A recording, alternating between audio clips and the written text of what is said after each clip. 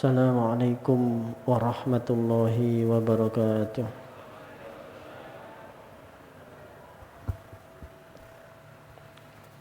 Alhamdulillahilladzi mala'a quluba awliyaihi bi mahabbatih wahtasa arwahahum bisyuhudi 'azamatihi wa hayya asrarahum lihamli abai ma'rifatih. Allahumma salli ala sayyidina Muhammadin abdika wa nabiyyika wa rasulika nabiyil ummi wa ala alihi wa sahbihi wa sallam tasliman bi qadri dzatika fi kulli waqtin wa hin, amma ba'du. Alhamdulillah, para hadirin, para jamaah pengawasan rutin, kula panjenengan tasih ditakdiraken malih saged nglampahi setunggalipun kewajiban luruh ilmu di tengah zaman yang semakin berangsur-angsur mendekati yaumil qiyamah, di tengah kesulitan kita semua memegang sunnah Nabi besar Muhammad sallallahu alaihi wasallam. Ini salah satu nikmat ingkang luar biasa. Suatu saat kita akan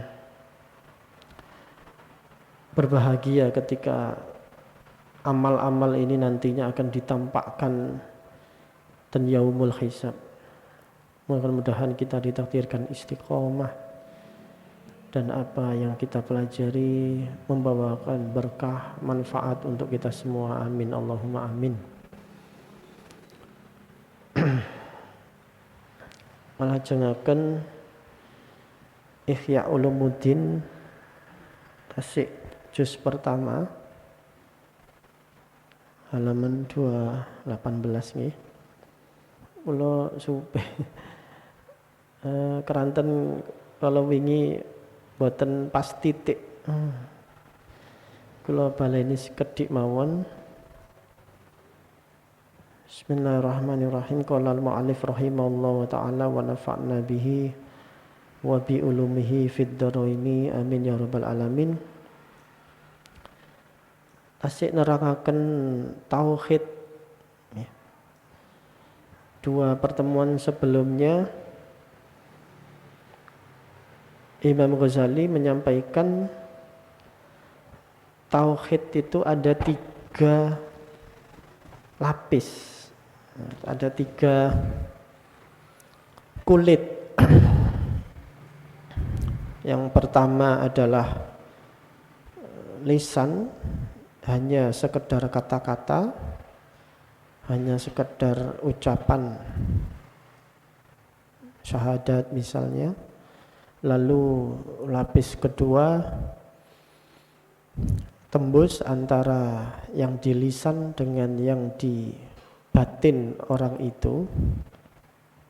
Lalu di minggu kemarin sudah masuk ke tauhid yang lapisan paling dalam, yang paling inti adalah lapis ketiga, yaitu pada al-lubbu atau isi core yang paling inti dari organ rohani manusia, jadi lubbu, al-lubbu.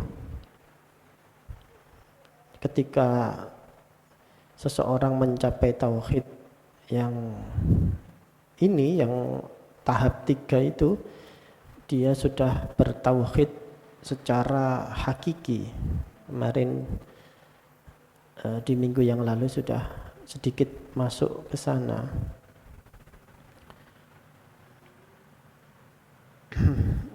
Pun di titik bingung.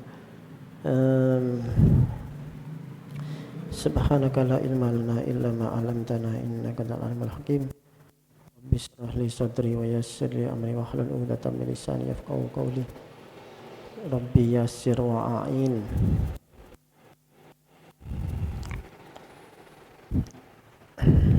baleni kedik mawon. Waqala sallallahu alaihi wasallam halaman 217, abghadu ilahi ubida fil ardi indallahi ta'ala. Hal yang paling dibenci oleh Allah Subhanahu wa taala di bumi ini adalah huwal hawa, yaitu orang yang menjadikan hawa nafsunya sebagai sesembahan. Itu ada hadis Kanjeng Nabi kemarin itu ya. Jadi orang yang menyembah hawa nafsu, menyembah berhala, itu kata Imam Ghazali, sebetulnya dia itu menyembah hawa nafsunya.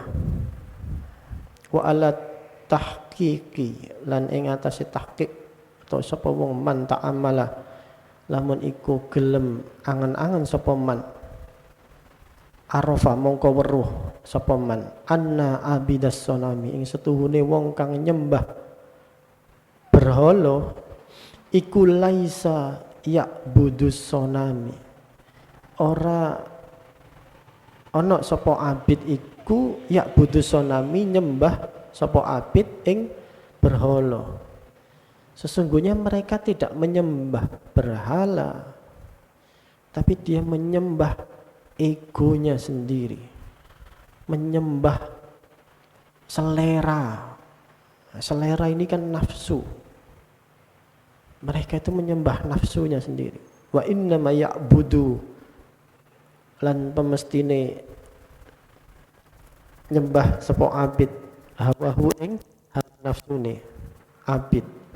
Id nafsuhu, krana utawi nafsune abid iku ma'ilatun, condong, ila dini marang agamane abaihi, kakek nenek moyangnya. Fayattabi'u, mongko nganut, ikut kebiasaan milah. Karena itu beberapa kali Al-Quran memakai kata milah itu sebagai, biasanya diterjemahkan sebagai agama. Tapi kalau makna aslinya itu milah itu kebiasaan, tradisi. Ada satu ayat itu millata Ibrahim. Islam ini mengikuti millata Ibrahim, tradisi ketauhidan Nabi Ibrahim. Nah ini sama, pakai kata milah. Fayatabi'u dalika, lan nganut sapa abid dalika ing mengkono-mengkono al-maila, condonge ati, wal mailu nafsi, utawi condonge nafsu, ilal mak, marang pira-pira perkara kang lufati, kang dikulinakake, yang sudah terbiasa seperti itu. Iku ahadul ma'ani, salah satu maknanya, allati yu'abbaru anha, kang den takbirake apa allati bil hawa, kelawan hawa nafsu. Karena sudah kadung enak, kebiasaan, lapo sih atik dirubah gitu. Jadi sebetulnya mereka kafir Quraisy misalnya itu tidak menyembah berhala. Wong Sayyidina Umar saja berhalanya itu kalau bikin jengkel itu dipukul, dihancurkan sendiri berhalanya, nanti dibangun lagi. Berarti kan sesungguhnya dia tidak menyembah berhala ya, menyembah selera-selera nafsunya. Wa yakhruju min hadat tauhid, wa yakhruju lan metu keluar min hadat tauhid, saking iki tauhid, atas sakhutu, apa bendu mangkel, alal khalqi, ing atase makhluk, wal iltifatu ilaihim, lan melengok marang makhluk, Kalau orang sudah mencapai tauhid yang lapisan inti ini, lapisan yang ketiga, yang sudah hakiki, maka orang itu akan keluar dari memandang kemakhlukan, sehingga dia tidak marah kepada makhluk. Misalnya enten tiang jahat, berbuat jahat sama dirinya, dia kalau orang yang benar-benar tauhid sudah level 3 ini kayak PPKM aja level 3 ya. Tahap 3 ini sudah masuk ke inti, dia tidak akan dendam, tidak akan dengki, apalagi ada hasud pada manusia, sesama makhluk. Untuk apa? Dia sudah tidak memandang makhluknya, tapi dia memandang ada sesuatu di balik makhluk, sehingga dia tidak pernah ada dendam walaupun dijahati sama orang. Karena hakikatnya orang yang membuat dia mangkel atau marah itu, hakikatnya itu kan digerakkan oleh Allah. Untuk apa? Ya untuk menguji kesabarannya, menguji keistiqomahannya, menguji keikhlasannya, sehingga dia tidak mau terjebak pada konflik yang sifatnya antar makhluk, antar basyariah, antar sesama manusia. Dia tidak mau. Mata hatinya menolak itu. Hatinya menolak. Ada rasa-rasa rasa yang sesuai selera nafsu ditolak. Sehingga tidak ada dia menyalahkan makhluk, itu tidak ada. Karena dia yakin seperti dalam akidah kita kan, yang nomor 6 itu wabil qadri khairihi wa syarrihi minallah. Ya kan? Amantu billahi. Masih apa? Amantu billahi wal malaikati wa kutubi wa rusuli wal yaumil akhiri wa bil qadri khairihi wa syarrihi. Takdir yang khair, yang baik, dan takdir Allah yang syar, yang jelek, baik dan buruk, enak gak enak, itu minallah, itu dari Allah. Jadi betapapun dia ketemu dengan keadaan yang tidak mengenakkan, suasana yang tidak cocok buat hatinya, dia tidak melihat itu, tidak melihat lahiriahnya. Dia dimusuhi orang, difitnah orang, dia tidak melihat siapa yang memfitnah atau siapa yang awal ngompor-ngompor. Dia tidak mau terjebak di situ. Karena dia sadar, oh ini saya sedang diuji oleh Allah. Allah sedang ngetes sifat kehambaan saya. Makanya orang yang sudah pada tahap ini mudah sekali untuk memaafkan. Dia tidak akan pernah dendam ataupun membalas kejahatan yang ditimpakan kepada dia. Enggak. Wong hakikatnya itu dari Allah. Ya, kalaupun dia harus berjabat tangan karena memaafkan, ya itu lahiriahnya, syariatnya memang begitu. Tapi hatinya sebetulnya connectingnya itu dengan Allah.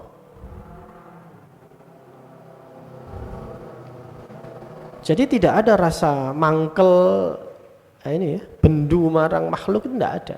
Makanya Rabi'ah al-Adawiyah radhiyallahu anha itu kan terkenal. Beliau saking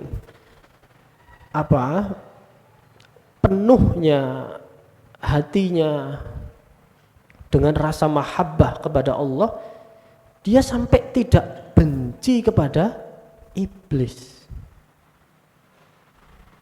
Pada iblis itu tidak benci. Ketika ditanya, lu kenapa Rabi'ah kok tidak benci sama iblis? Kalau tidak benci sama manusia, wajar, banyak para wali, para ulama yang bisa menata hati seperti itu, bisa. Tapi panjenengan kok sampai tidak benci pada iblis, itu kenapa? Lu wong iblis itu juga makhluknya Allah. Apapun yang menjadi ciptaan kekasihku, kata Sayyidah Rabi'ah, maka itu pun juga aku cintai.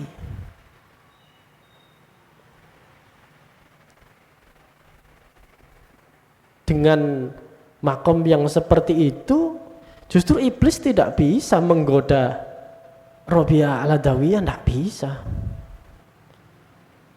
Rabi'ah memandang iblis dengan penuh pandangan mahabbah, bukan berarti nuruti kemauannya iblis, tapi Rabi'ah memandang di balik kamu itu sebetulnya juga ciptaan dari kekasihku. Orang yang sudah dipenuhi mahabbah itu ya wis ngelihat semua itu ya, kekasihnya sampai akhirnya beliau juga tidak menikah.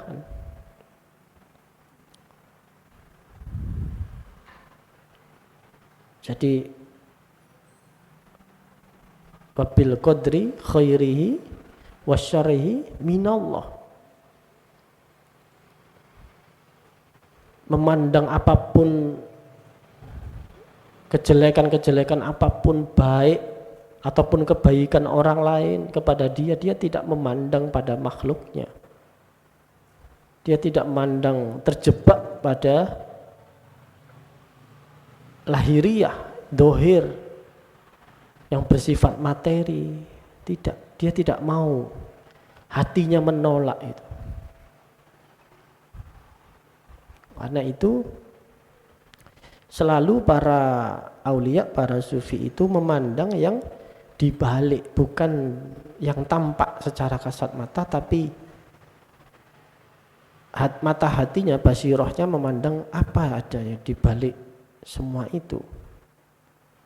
Bahkan memandang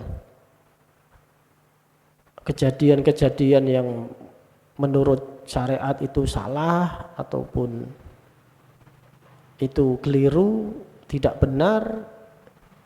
Orang seperti ini tidak gampang menghakimi, selalu ditarik hikmahnya, ibrohnya, ada tarbiyahnya Allah di situ.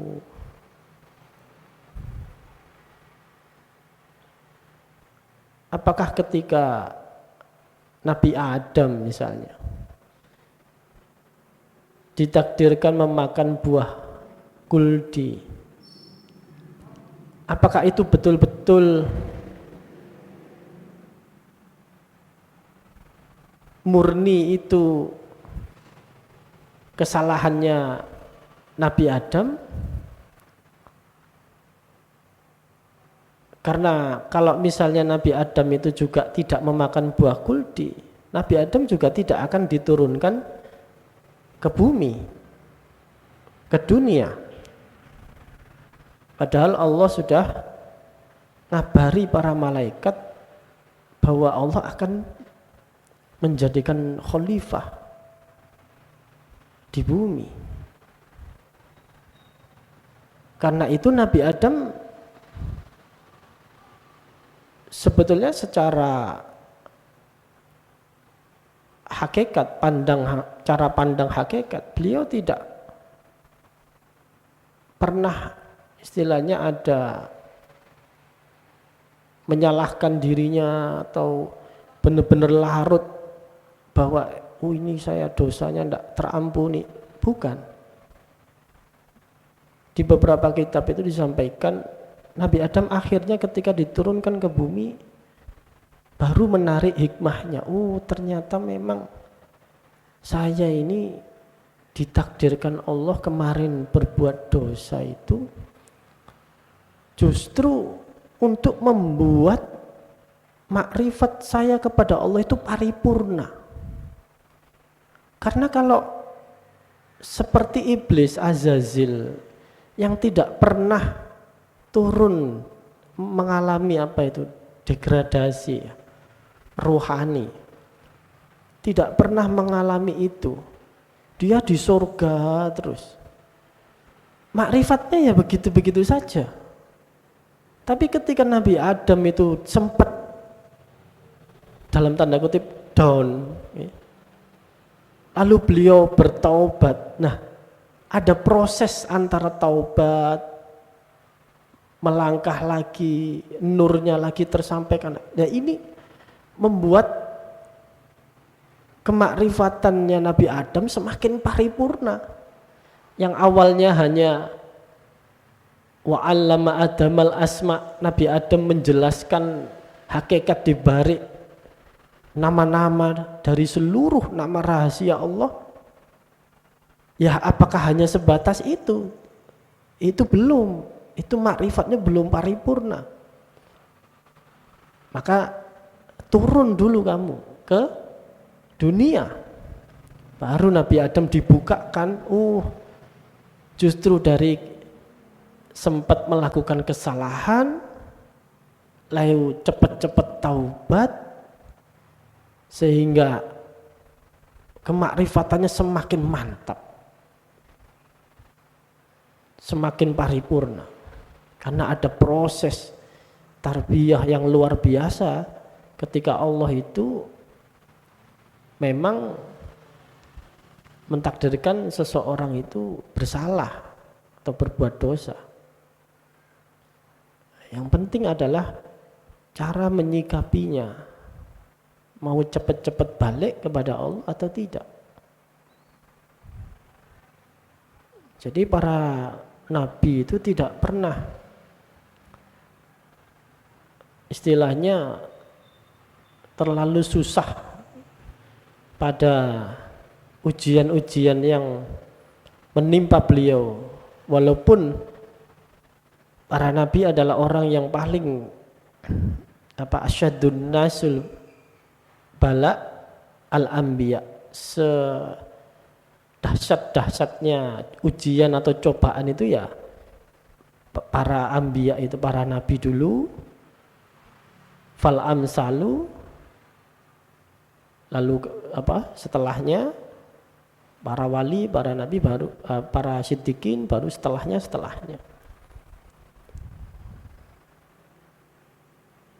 Nabi Nuh juga tidak pernah misalnya dalam berdakwah mentargetkan harus ikut sekian orang. Kabarnya kan beliau hanya mendapat jamaah itu hanya 18 orang. Berdakwah 900 tahun tapi hanya 18 orang.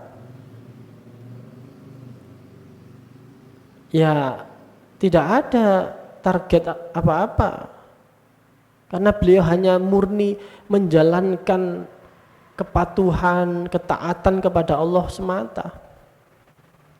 Wong saya ini hamba, ya hanya menjalankan saja.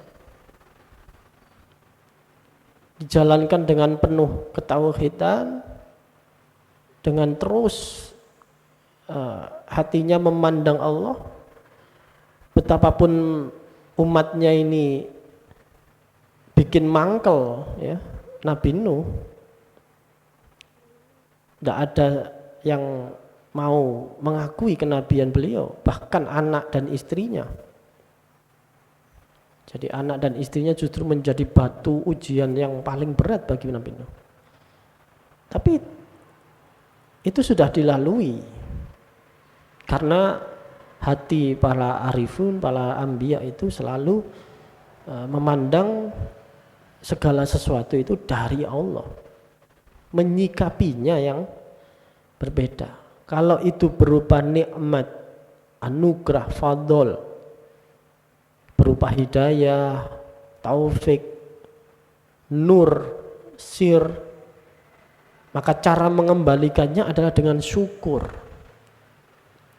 Tidak seperti para malaikat yang ketika Allah mengabari bahwa akan mengutus khalifah di bumi, malaikat malah dalam tanda kutip protes. Untuk apa? Nahnu nusabbihu lak, kami ini kan bertasbih kepadamu. Loh, di dalam kajian tasawuf itu kalau panjenengan itu masih merasa bisa berzikir, berarti zikir sampean itu masih hadis alal qadim, belum qadim alal hadis. Si isok rumongso zikir, berarti masih merasa dirinya ada wujud.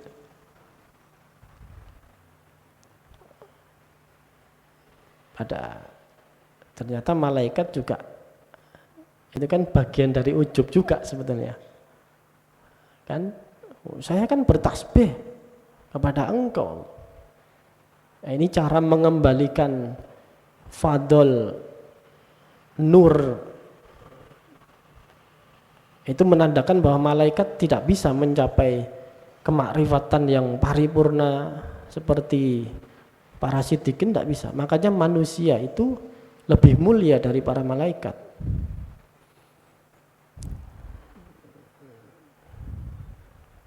Fa inna man yara, mongko setuhune wong kang ningali sapa man al kulla ing sekabehane minallahi azza wa jalla iku saking Gusti Allah azza wa jalla, kaifa yatasakhatu, bagaimana mereka akan benci, marah ala ghairihi, kepada pihak lain selain Allah. Tidak bisa. Karena dia betul-betul menyadari, oh hakikatnya ini dari Allah. Nah kalau semuanya dari Allah, jangan kemudian lantas terjebak seperti Jabariyah atau Qadariyah misalnya. Loh berarti kalau gitu Gusti Allah ini menghendaki adanya kemaksiatan, kan khairihi wasyarrihi minallah. Loh iya, adanya kemaksiatan misalnya ada apa ini, prostitusi atau apa, apakah itu juga takdirnya? Loh takdirnya Allah. Jangan sampai kita tidak memandang bahwa itu bukan takdirnya Allah. Tetapi takdir dan kehendak Allah itu ada yang hanya sebatas itu diizini atau dikehendaki untuk wujud, tapi ada yang tidak sekedar wujud, itu diridhoi oleh Allah. Nah, kemaksiatan, kejahatan itu kan keburukan yang diciptakan, yang memang Allah kehendaki, tapi Allah tidak ridho. Dan Allah menciptakan itu untuk mendidik kita, para manusia, para khalifahnya ini, supaya ada proses pendidikan tarbiyah dari Allah itu bagaimana memerangi hawa nafsu itu. Nah kalau tidak ada proses pendidikan di dunia ini, ya akhirnya ya itu seperti Azazil itu, ya di surga puluhan ribu tahun jadinya malah takabur. Berarti kalau ada kemaksiatan seperti tauhidnya para Ahlussunnah wal Jamaah, yaitu memang kehendak Allah, tapi sesuatu yang terjadi atas kehendak Allah belum tentu diridhoi, dalam arti disenangi. Gusti Allah demen, remen, belum tentu. Karena itu kalau ada pemimpin misalnya presiden apa siapa jadi pemimpin, itu jadi berarti itu diridhoi Allah. Belum tentu. Bahwa itu dikehendaki Allah terjadi, ya terjadi. Tapi apakah Allah ridho? Belum tentu. Tergantung bagaimana dia mencapai jabatan itu. Apakah dengan cara-cara yang diridhoi oleh Allah atau tidak? Lalu dia menjalankan amanah sesuai yang diridhoi atau tidak? Apakah pemimpin yang otoriter seperti Hitler yang sudah membunuh banyak orang Allah ridho? Ya tidak. Tapi itu terjadi. Itu kehendak Allah, sudah kehendak Allah. Tapi Allah tidak ridho pada kedzaliman dan kefasikan. Selalu ada ibrah bagi setiap kejadian. Level kita bukan mempertanyakan apa yang dilakukan Allah, karena Allah tidak berhak ditanya, kan begitu. Allah tidak berhak ditanya, tapi kita lah yang ditanya.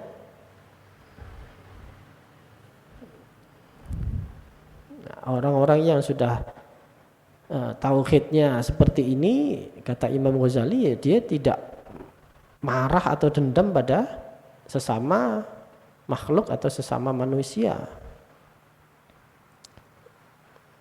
Nah, karena itu para hadirin, seperti disampaikan oleh banyak ulama sufi, ulama tasawuf, bahwa orang yang paling bertauhid itu justru ya orang tasawuf itu. Ilmu tauhid itu penting, pasti ya wajib dipelajari. Tapi itu hanya mengantarkan kita untuk sampai pada tataran yang nomor 2 yang kemarin disampaikan Imam Ghazali. Supaya antara yang diucapkan dengan yang diyakini di hati itu tembus.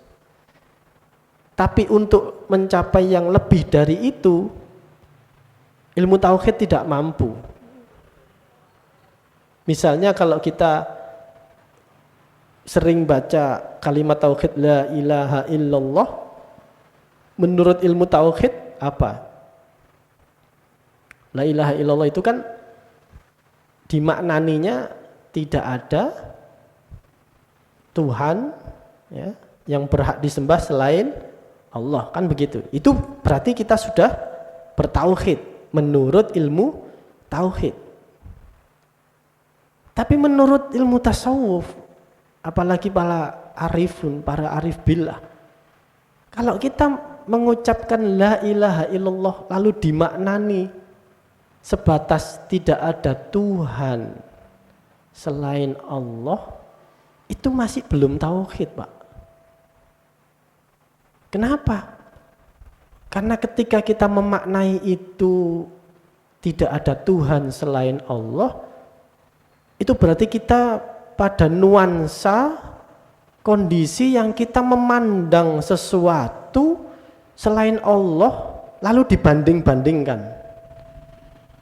Ini ada Gusti Allah, ada Tuhannya orang agama lain, ini ada ini, ada ini. Nah, sehingga tidak ada Tuhan, ini bukan Tuhan, ini bukan Tuhan, yang Tuhan itu Allah. Nah, itu kata ahli tasawuf, itu masih belum tauhid itu. Nah, kenapa? Karena kamu masih memandang ada wujud lain selain Allah, katanya. Orang yang benar-benar bertauhid menurut para arifun itu ya La ilaha illallah itu maknanya tiada wujud. Mboten enten sing wujud sing terjadi kejaba Gusti Allah. La maujuda illallah. Ketika seseorang mencapai makam la maujuda illallah, dia tidak bisa memandang selain Allah, tidak bisa. Mau dibandingkan dengan apa loh? Bahkan dirinya sendiri itu adalah cermin atau manifestasi dari wujud Allah itu sendiri. Lah kok bisa kelihatan segala sesuatu selain Allah lalu dibanding-bandingkan dengan Allah? Itu berarti belum bertauhid.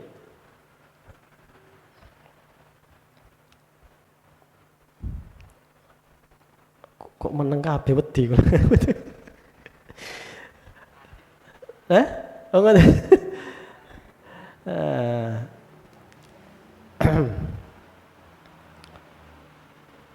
Bismillahirrahmanirrahim.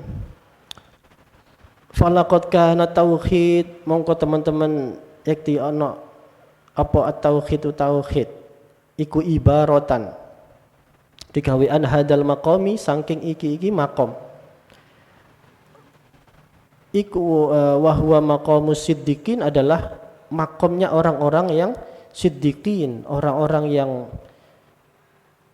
apa itu siddiqin itu waliullah lah gampangannya, orang-orang yang punya nur kenabian, karakter yang seperti nabi-nabi itu, para waliullah. Ya, itu makomnya di situ. Ya kita mungkin belum mencapai sana tapi atau mungkin sudah ada. Cuman kan kita enggak tahu, kadang-kadang wali ini kan banyak yang mastur daripada yang masyhur. Ya siapa tahu yang ngaji di sini ada yang wali kan saya enggak tahu. Tiba-tiba kan pura-pura aja ikut ngaji kan ya, mungkin ternyata sudah mencapai makom itu. Ya alhamdulillah. Tapi kalau kita belum mencapai itu, paling tidak kita diberitahu oleh Imam Ghazali ini loh. Sebetulnya tauhid itu seperti ini, tidak seolah-olah tauhid itu hanya perdebatan tentang apa itu wujud, mukhalafatul lil hawadis, perdebatan tentang apa itu? Laisa kamisluhu syai'un. Iya, itu iya, tapi tidak hanya sebatas itu. Kemarin kan karena ini membahas tentang lafat-lafat yang mengalami pergeseran makna, kan gitu. Ini masih tentang bab itu. Fandur, maka lihatlah ila madha huwila. Tumeka marang apa madha huwila dan pindah bergeser apa lafat tauhid wa bi ayyi qasrin lan kelawan kulit atau lapisan qanaah yang menerima para ahli minhu saking tauhid. Ya, maksudnya para ahli mutakallimin itu menerima pergeseran itu dan masyarakat awam akhirnya juga ikut tidak bisa memahami tauhid secara benar. Nah, nanti mungkin ada di rubuk yang keempat kayaknya Imam Ghazali membahas tauhid itu agak jeru nanti. Kayak tauhidnya siapa itu? Abu Mansur Al-Hallaj. Itu kayaknya tauhid yang di rubuk keempat. Rubuk keempat dari kitab Ihya itu nanti membahas tentang itu apa namanya? Ada munjiat ya, kan ada muhlikat rubuk ketiga, nanti rubuk yang keempat ada munjiat, kayaknya masuk di bab munjiat nanti. Wa kaifa takhudulan, bagaimana pada membuat siapa itu para mutakallim hada mu'tasoman ing iki makom ingkang digawe mutasoman cekelan gandolan fit tamadduhi ing dalem ujian, wa tafakhuri lan bangga-banggaan. Ya, kata Imam Ghazali, ini para mutakallimun malah hanya menjadikan ilmu tauhid itu sebagai yang tahap 2 itu sebagai riya dan untuk mencari jabatan, bangga-banggaan. Bimasmuhu kelawan barang kang utawi asmane ma iku mahmudun kang terpuji. Ma'al iflasi ing dalam sertane iflasi sang kosongnya sepine wong anil makna saking makna alladzi yastahiqul hamda kang ngahaki apa alladzi ing alhamdu pujian al hakikiyah yang secara hakiki. Kalau ada orang dipuji ya malah mutakallim ini terutama mereka itu tidak sadar siapa sebenarnya yang dipuji itu. Hakikat apa pujian aja mereka tidak tahu. Kalau para arifun kan dirinya dipuji itu sebenarnya masyarakat ini bukan memuji saya sebetulnya, memuji Allah yang menitipkan ilmu kepada saya. Nah, sehingga dikembalikan kepada Allah. Wadhalika lan utawi mengkono-mengkono kaiflasi kekosongan man wong kang yusbihu wong kang salat subuh sapa man bukrotan ing dalem isu-isu, maka hal itu kekosongan dari makna tauhid yang dialami oleh ahli-ahli ilmu kalam itu seperti kosongnya orang yang sholat subuh pada pagi hari. Wa yatawajjahu lan madhep sapa man sing sholat subuh iku ilal kiblati marang kiblat. Seperti orang yang subuh sholat subuh hadap kiblat, wa yaqulu lan ngucap sapa man wajjahtu wajhiya lilladzi fattaras sama wati wal ardo hanifam muslimau lan sak terusi. Jadi kosongnya ahli ilmu kalam dalam memaknai tauhid itu seperti orang awam yang sholat subuh, dia menghadap kiblat sholat lalu membaca wajjahtu wajhiya, ini iftitah ya. Inni wajjahtu wajhiya lilladzi fattaras samawati wal ardo. Wajjahtu wajhiya ing lafat ngadepake ingsun. Wajhiya ing awak ingsun lilladzi marang zat kang fattaras samawati wal ard.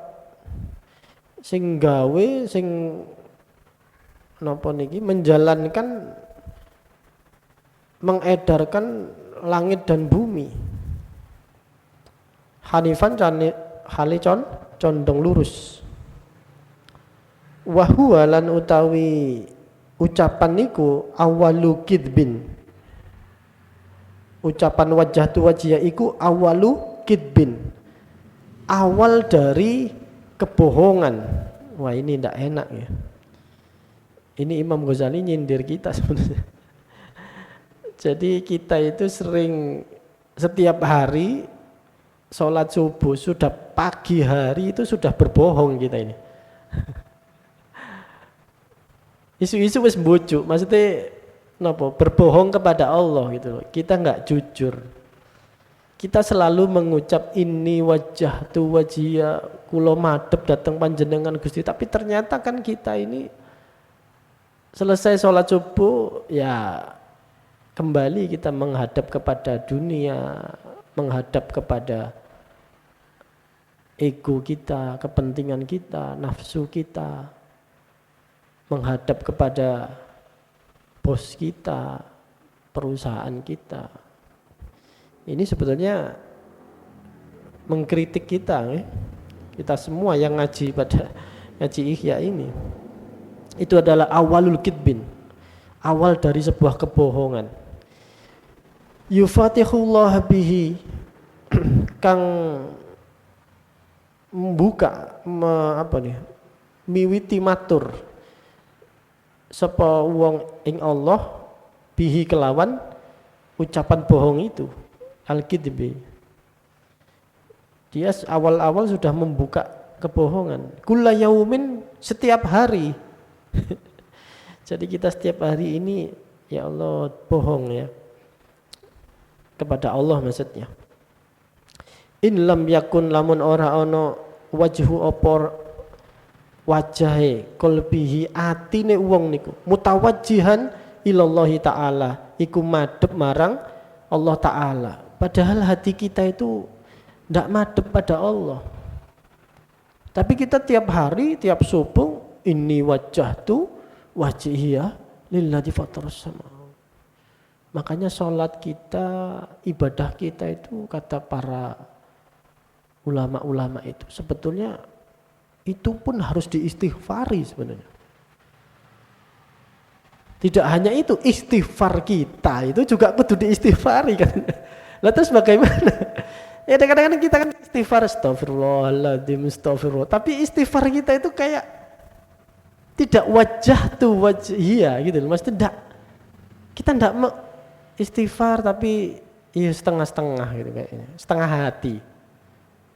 Makanya kata para ulama istighfar kita itu harusnya diistighfari. Nah bagaimana mengistighfari istighfar? Katanya baca sholawat sebanyak-banyaknya. Cara mengistighfari istighfar itu baca sholawat sebanyak-banyaknya. Nah, kalau seperti itu sholawat itu menggantikan semua yang kita salah, yang tidak sempurna, yang cacat-cacat ibadah itu ditutupi dengan sholawat itu. Ya karena cuma Kanjeng Nabi yang bisa memberikan syafaat. Loh kita itu kalau apa itu bahasa kerennya itu lek-lekan gitu misalnya apa lawaran. Sholatnya kita itu loh. Berani tak kita itu dikoreksi sama Allah. Misalnya tadi kita sebelum kesini sholat isya, bener enggak? Sholat kita itu bener enggak? Mulai dari niat, takbir, sampai salam, ada yang berani mengklaim, saya Gusti. Sholat saya perfect 100%. Berani? Ada yang seperti itu?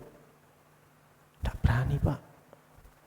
Jujur kita itu, ibadah kita itu Masya Allah. Trecean. Apa trecean? Korat karit. Zikir kita, ngaji kita, korat karit. Lah amal kayak begini kok mau masuk surga itu terus piye? Surga itu balasannya kayak begitu ya, sempurna. Kita tidak punya apa-apa Pak. Kalau kita Allah itu berlaku sifat adilnya, habis kita. Seperti orang yang 500 tahun di pulau terpencil tidak pernah maksiat,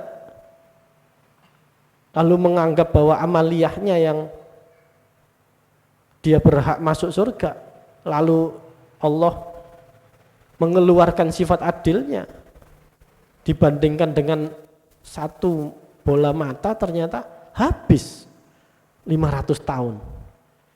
Itu 500 tahun tidak pernah maksiat, lah apalagi kita.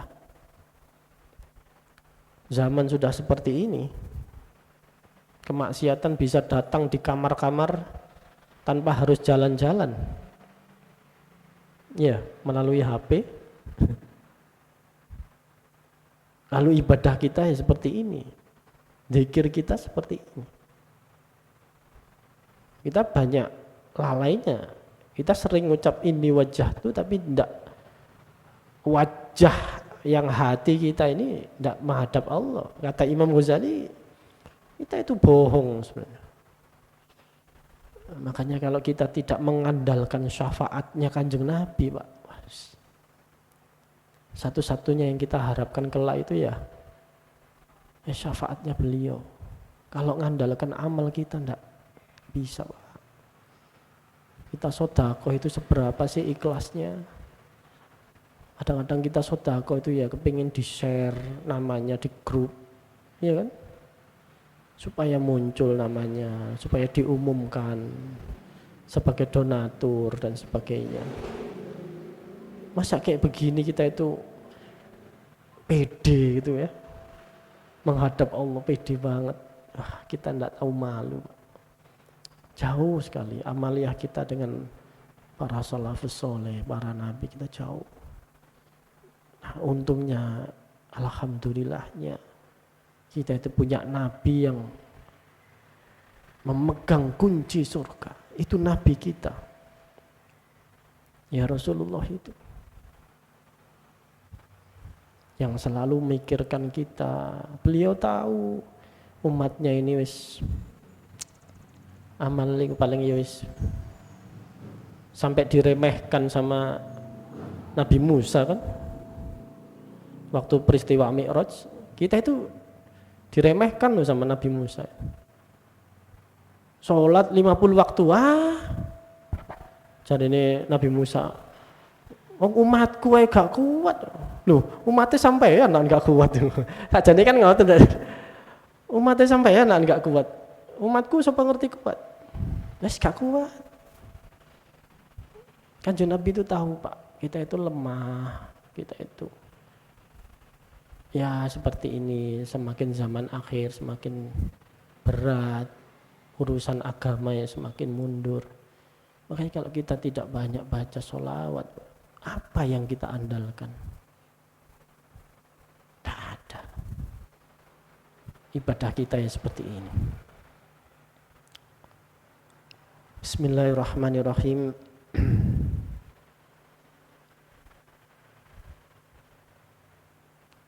Pundi niku wae. Fa innahu mongko setuhune in aroda iku lamun ngarepake sapa wong bil wajhi wajhad dzahir, dengan wajah, maksudnya wajah dzahir. Wajah tu wajih yaitu wajih itu adalah wajah dzahirnya ini fisik. Fama wajhuhu mongko arane apa arah wajah itu illa angin iku ilal ka'bati, ya hanya pengertian menghadap pada Ka'bah. Kalau hanya dimakna wajhalil ladzi fatras sama itu dzahir, berarti hanya menghadap Ka'bah. Wa masarfahulan hari ora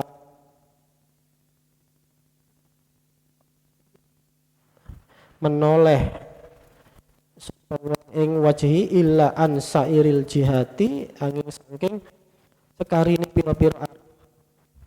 Wal ka'batu lan utawi Ka'bah iku laisat jihatan, Ka'bah itu bukan arah lillahi marang zat fataras samawati wal ardh.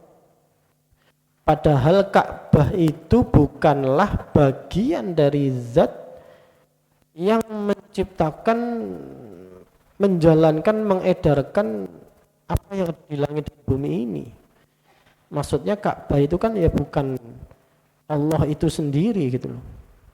Lah kalau itu dimaknani hanya secara dohir, secara lahiriah, ya berarti kita ini ngadep tembok, gampangannya gitu. Ka'bah itu kan cuma tembok berbentuk segi empat kan gitu. Maka makna ini wajah tu itu adalah wajah hati kita. Hati kita ini memandang kemana? Hatta yakuna mutawajjihu, hingga ana sapa wong kang mutawajjihu madhep ilaiha marang Ka'bah, iku mutawajjihan madhep ilaihi marang Allah Ta'ala. Antujaddahul jihatu, ando saking yen to batesi ing Allah al jihatu apa pira-pira arah, wal aktor lan pira-pira ruangan. Karena Allah kalau membatasi itu ya kita akan terjebak pada lahiriahnya. Wa in arada bihi lan lamun ngarepake sapa wong kelawan bihi kelawan wajhi wajhal qalbi, yaitu adalah yang dimaksud wajhal qalbi, wajahnya hati. Wa huwal matlubu wa huwa lan utawi wajhal qalbi iku matlubu kang den suprih al muta'abbadu bihi, itu yang dicari, yang dipakai oleh ibadah oleh al-matlub, orang-orang yang mencari Allah. Fa kaifa mongko kepriye yasduku bisa bener fi qaulihi ing dalem ucapane wong wa qalbuhu lan atine wong iku mutaraddidun mider-mider fi autorihi ing dalem pira-pira tingkahe wong wa hajatihi lan hajate wong ad-dunyawiyah kang bangsa duniawi. Bagaimana bisa dikatakan bahwa hatinya orang itu benar-benar menghadap pada Allah, sedangkan hatinya sendiri masih condong kepada urusan-urusan dunia? Ya seperti kita ini diakui ya saja, kita ini masih ya kadang-kadang ngadep Allah, kadang-kadang ngadep dunia, kadang-kadang ngadep nafsu, mungkin begitu. Kadang-kadang ngadep egonya sendiri. Itu tadi yang mider-mider itu tadi. Mutasarrifun lan riwayat fitolabil khiyal ing dalam mencari atau luruh pira-pira rekodoyo fi jam'il amwali ing dalam ngumpulake amwal arto wal jahilan apa niku singgi kemegahan jahi kepangkatan keperwiraan wastiksarilan nupre ngakeh-ngakehake al asbabi pira-pira sebab wa mutawajjihu lan madhep bil kulliyati kelawan sekabehane marang kuliah ilaiha mangko bil kulliyati ilaiha kelawan sekabehane asbab-asbab niku wae. Wong kita ini masih sibuk ya pada perkara-perkara yang duniawi, yang asbab-asbab, tidak melihat sang musabbibul asbab. Ya, musabbibul asbab itu kan Allah Subhanahu wa taala. Famata wajha mongko kapan ngadepe sapa wong wajahu ing raine ing wajahe lilladzi fataras samawati wal ard, kapan orang itu akan menghadapkan wajahnya yang hati itu tadi, wajah yang sesungguhnya itu dihadapkan kepada Allah? Kapan? Kalau seperti itu terus terbuai larut dalam hiruk pikuk duniawi. Wa hadhil kalimat lan utawi iki kalimat iku khobarun, adalah khobar ceritaan hakikatil tauhid, saking hakikate tauhid. Fal muwahhidu mongko utawi wong kang nyucikake mengtauhidkan huwallazi ya muwahhid iku wong kang la yara ora ningali, alladzi wong kang ora ningali illal wahida kejaba kepada zat yang satu, zat kang suwiji, wala yuwajjihu lan ora ngadepake sapa alladzi wajahahu ing atine, wajah atine ila ilaihi angin marang Gusti Allah. Orang-orang yang hakikat mencapai hakikat tauhid seperti itu tadi, dialah yang bisa mentauhidkan Allah sebagaimana mestinya, menghadapkan hatinya, wajah hatinya itu full hanya untuk kepada Allah.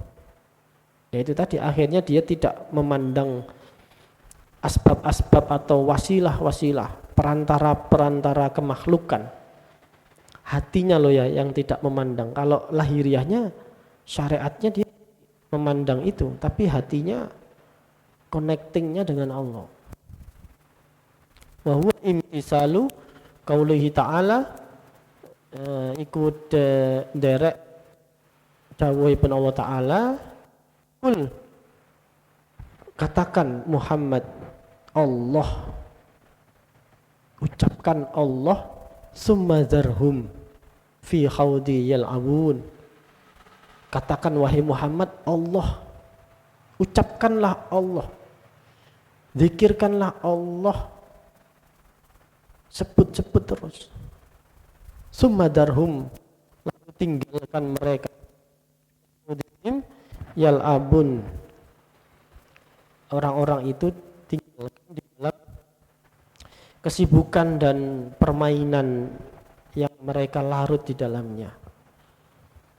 Ini ketika Kanjeng Nabi itu, kalau nggak salah asbabul nurutnya, karena beliau mengalami salah satu peperangan itu musyawarah,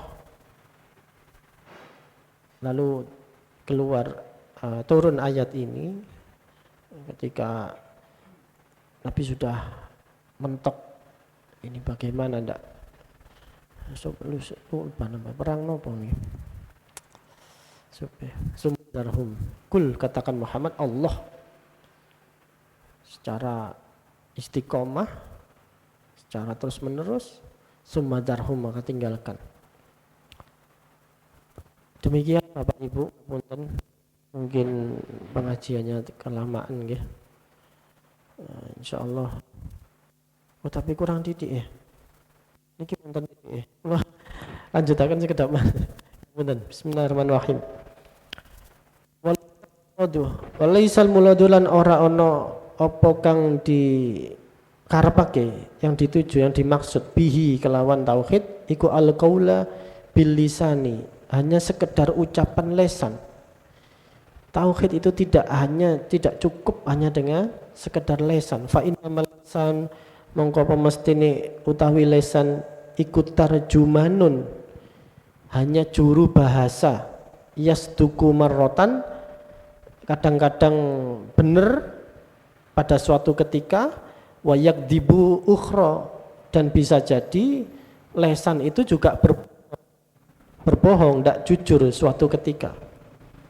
Makanya kalimat tauhid itu tidak bisa hanya sekedar di lesan. Wong lesan ini kadang-kadang yo tembus, kadang-kadang mboten tembus. Wa innama mauqi'u, lan pemestine utawi mauqi nggon tumibone nadhurillahi ta'ala, pandangan pada Allah Ta'ala iku al-mutarjamu kang den terangake anhu apa mauqi huwal qalbu. Karena yang bisa memandang Allah itu hanyalah qalbu, hati. Artinya basyirah, mata hati. Kalau mata lahir tidak bisa memandang Allah. Nabi Musa kan pernah ingin melihat Allah secara sor, bukan secara basyirah. Lalu memohon pada Allah, ya silakan Musa, kamu lihat di ujung gunung itu, kamu pandang. Begitu hanya lap, Nabi Musa sudah pingsan. Kenapa? Karena basor ini, mata lahiriah ini tidak kuat memandang Allah. Yang bisa adalah basyirah. Maka di sini mauqi'un nadzorillah ta'ala adalah huwal qalbu, yaitu hati. Wahuwa, dan hati itu, qalbu itu, ma'danut tauhid adalah napa iki ma'dan sumber ya? Ma'dan itu galian itu, apa, tambangnya tauhid, tambang emas, tambang minyak. Berarti kan sesuatu yang tersembunyi dalam betul di dalam hati. Tambang, ma'dan. Wa mamba'uhu, nah ini baru sumber. Mamba'us solihin, sumbernya orang-orang soleh.